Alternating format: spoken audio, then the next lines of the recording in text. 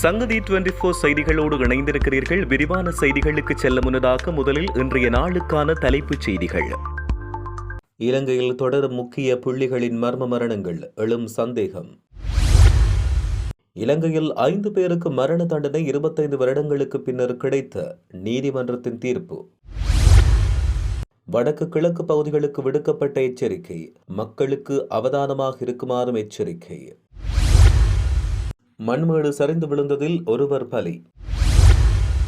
ஹரக்கட்டா லஞ்ச வழக்கு நீதிமன்றில் அம்பலமான பல உண்மை தகவல்கள். டெங்கு உயிரிழப்பு 53ஆக அதிகரிப்பு, 74,000க்கு மேற்பட்டோர் பாதிப்பு என்றும் தகவல்.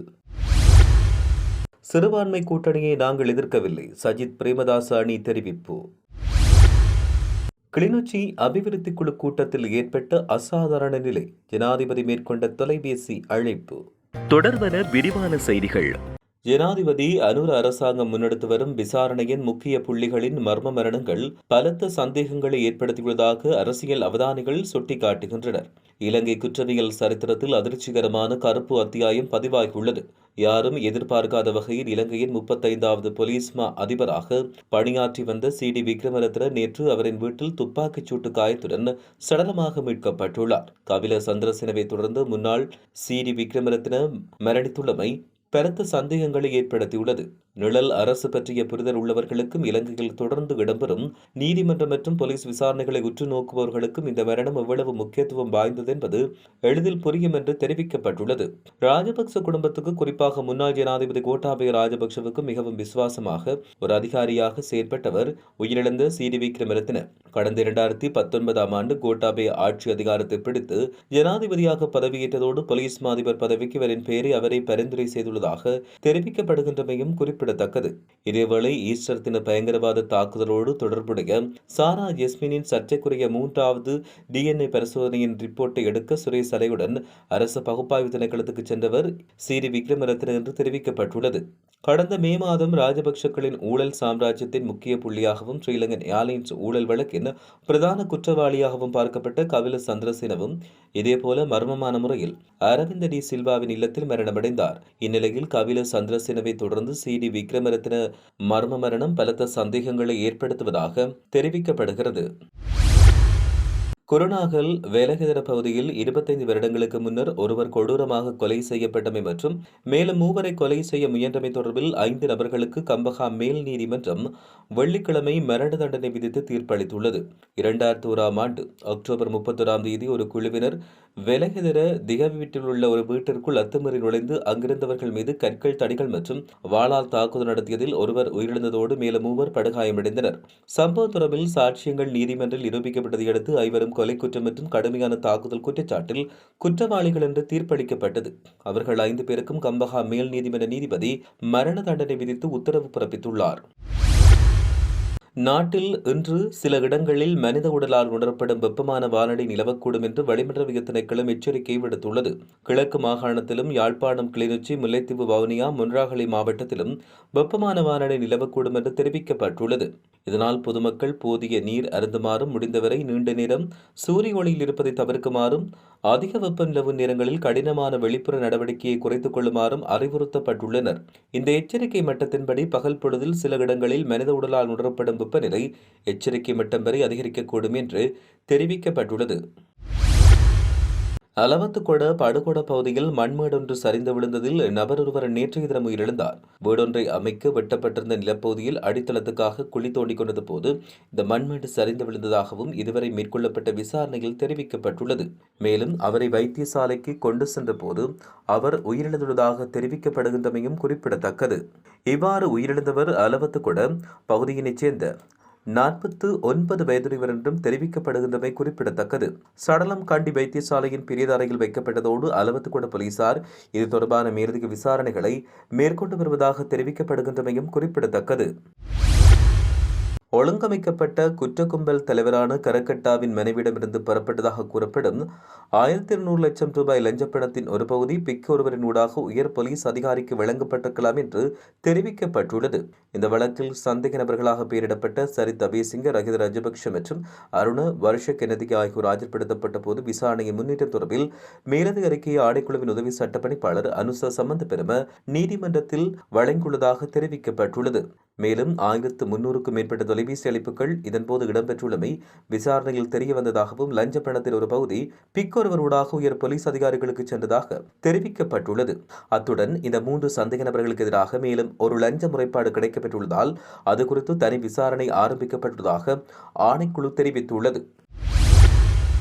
இலங்கையில் டெங்கு தொற்றினால் உயிரிழந்தோரின் எண்ணிக்கை 53ஆக அதிகரித்துள்ளதாக தேசிய டெங்கு கட்டுப்பாட்டு பிரிவு தெரிவித்துள்ளது. நாட்டில் இதுவரையான காலப்பகுதியில் பதிவாகியுள்ள மொத்த டெங்கு நோயாளர்களின் எண்ணிக்கை 74,478ஆக அதிகரித்துள்ளதாக தெரிவிக்கப்பட்டுள்ளது. டெங்கு தொற்றின் பரவல் தொடர்ந்து தீவிரமடைந்து வருவதை புள்ளி விவரங்கள் உணர்த்துகின்றன. இந்நிலையை கருத்தில் கொண்டு காய்ச்சல் அல்லது டெங்கு நோய்க்கான ஏனைய அறிகுறிகள் தென்படுமாயின் காலதாமதம் செய்யாமல் உடனடியாக அருகிலுள்ள மருத்துவமனைகளுக்கு சென்று முறையான மருத்துவ பரிசோதனைகளை மேற்கொள்ளுமாறு பொதுமக்களுக்கு அறிவுறுத்தப்பட்டுள்ளது. தொடர்ச்சியான காய்ச்சல், தலைவலி, உடல்வலி மற்றும் இதர அறிகுறிகளை அலட்சியப்படுத்தாமல் தகுதியான மருத்துவ ஆலோசனைகளை பெற்றுக்கொள்வது நோயின் தீவிரத்தை குறைக்கும் என்றும் உயிரிழப்புகளை தவிர்க்கும் என்றும் சுகாதார தரப்பினர் எச்சரிக்கை விடுத்துள்ளனர். தமிழ் மற்றும் முஸ்லிம் நாடாளுமன்ற உறுப்பினர்களை உள்ளடக்கிய சிறுபான்மை கட்சிகள் தமது உரிமைகளுக்காக தனியான புதிய கூட்டணியை உருவாக்குவதில் எமக்கு எவ்வித பிரச்சனையும் இல்லை என்று ஐக்கிய மக்கள் சக்தியின் தேசிய அமைப்பாளர் திசா தநாயக்க தெரிவித்தார். இதுகுறித்து ஊடகங்களிடம் தெரிவிக்கையில் மனு கணேசன், ராவ் ஹக்கீம் உள்ளிட்ட தமிழ் முஸ்லிம் பிரதிநிதிகள் தங்களின் உரிமைகளுக்காகவும் கோரிக்கைக்காகவும் தனியாக ஒழுங்கமைவதில் தவறில்லை. அவர்கள் அனைவரும் தொடர்ந்து எமது ஐக்கிய மக்கள் கூட்டணியுடன் இணைந்து பயணிக்கின்றனர். தற்போதைய மக்கள் விரோத அரசை வீழ்த்த வேண்டும் என்ற ஒற்றை இலக்குக்காக எதிர்கால தேர்தலில் அனைத்து சக்திகளும் ஒன்றிணைந்து செயற்படும் என்பதில் எமக்கு முழு நம்பிக்கையுள்ளதாக குறிப்பிட்டார். இதன்போது நாட்டின் தற்போதைய பாதுகாப்பு நிலைமை மற்றும் அரசின் நிர்வாக குறைபாடுகள் தொடர்பில் கடும் விமர்சனங்கள் முன்வைக்கப்பட்டுள்ளது.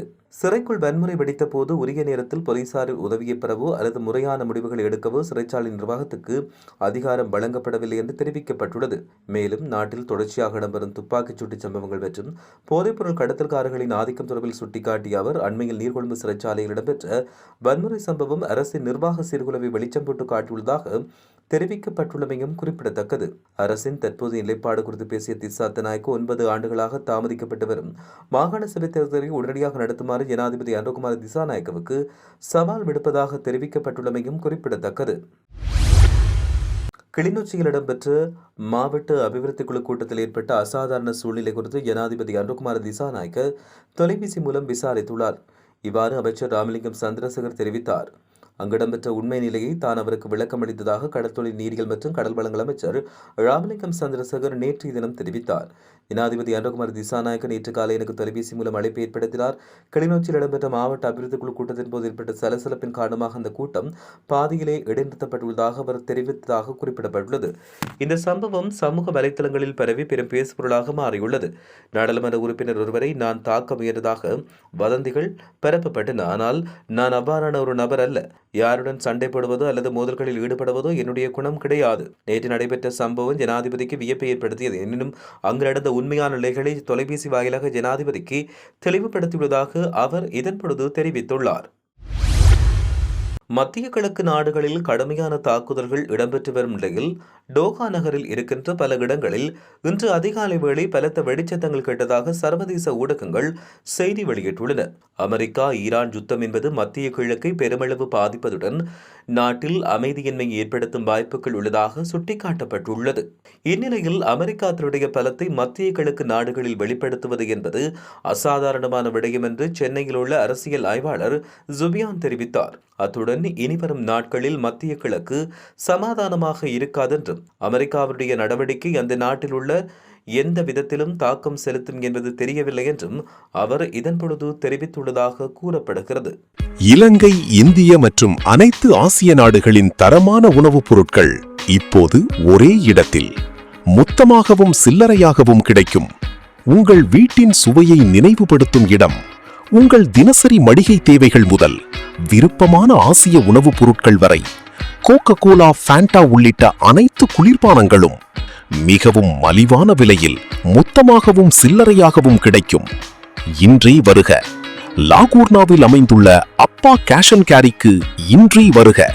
இப்போதே அழையுங்கள் 09 71 55 94 11 அல்லது 07 69 19 98 65. உங்கள் குடும்ப தேவைகளுக்கு சிறந்த தீர்வு. இன்றே வருக. தவறவிடாதீர்கள். இத்துடன் செய்திகள் யாவும் நிறைவு பெறுகின்றன. மேலதிக செய்திகளுக்காக சங்கதி 24.com உடன் இணைந்திருங்கள். வணக்கம்.